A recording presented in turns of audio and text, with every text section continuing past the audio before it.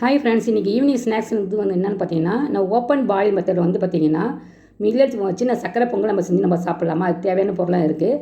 இப்போ நான் வரகு அரிசியை நான் ஊற வச்சு எடுத்து வச்சுருக்கேன். இப்போ ஒரு கடாயில் பார்த்தீங்கன்னா, நீங்கள் தேவையான அளவுக்கு நீங்கள் நெய்யை ஊற்றிக்கிங்க. நெய் ஹீட் ஆனதுக்கு பார்த்தீங்கன்னா, முந்திரியை போட்டுக்குங்க, திராட்சை போட்டுங்க. எனக்கு திராட்சை பிடிக்காது, அதனால் நான் முந்திரி போட்டிருக்கேன்.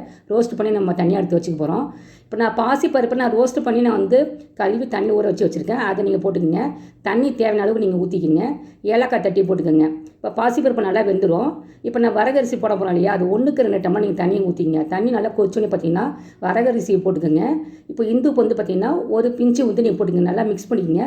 ஸ்லோ குக் பண்ணுங்கள். 10 நிமிஷத்துலேருந்து 15 நிமிஷம் நல்லாவே வெந்துடும். வெந்ததுக்கப்புறம் பார்த்தீங்கன்னா நீங்கள் வெல்லம் போட்டுக்கலாம், இல்லை நாட்டு சக்கரை போட்டுக்கலாம். போட்டு நல்லா நம்ம மிக்ஸ் பண்ணிக்கோங்க.